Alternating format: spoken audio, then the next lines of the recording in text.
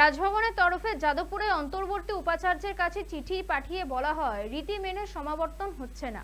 তারপর রাজ্যপাল তথা আচার্যের চেয়ার ফাঁকা রেখে যাদবপুর বিশ্ববিদ্যালয়ে অনুষ্ঠিত হলো বার্ষিক সমাবর্তন অনুষ্ঠান। সমাবর্তন নিয়ে আগেই আপত্তি জানিয়েছিল রাজভবন। আচার্যের জন্য অপেক্ষাও করা হয়। পতাকা উত্তোলন করতে গিয়েও থমকে যায় বিশ্ববিদ্যালয় কর্তৃপক্ষ। আচার্য আসবেন কিনা এই সংশয় থমকেছিল অনুষ্ঠান, কিন্তু শেষে চেয়ার ফাঁকাই রাখা হয়।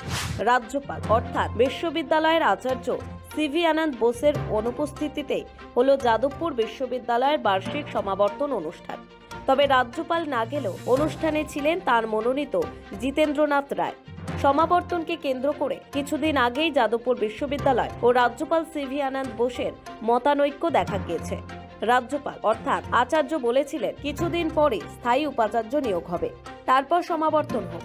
রাজভবনের অভিযোগ ছিল যেভাবে তড়িঘড়ি সমাবর্তনের আয়োজন করা হচ্ছে তা সম্পূর্ণ বেআইনি।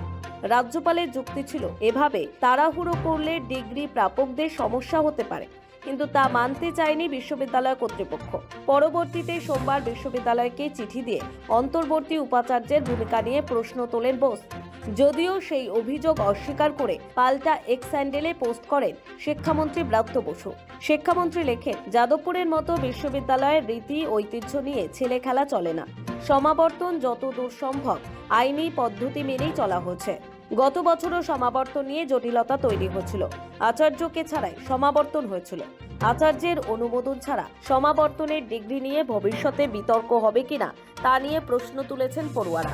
উপাচার্য নিয়োগ ঘিরে রাজ্যপাল সংঘাত সুপ্রিম কোর্ট পর্যন্ত পৌঁছেছিল, যদিও পরে রাজ্যের পাঠানো নামে সই করেন রাজ্যপাল সিভি আনন্দ বোস। এ নিয়ে টানাপোড়েনের মাঝে মঙ্গলবার সকালে যাদবপুরে সমাবর্তনের আয়োজন করা হয়। নিয়ম অনুযায়ী সেখানে উপস্থিত থাকার কথা রাজ্যপালের, কোর্ট বৈঠকেও সামিল হওয়ার কথা তার, কিন্তু মঙ্গলবার তাঁকে ছাড়াই 9:45 শুরু হয় কোর্ট বৈঠক। তারপর শুরু হয় সমাবর্তন। সৌভিক সান্যালের রিপোর্ট, সময় কলকাতা।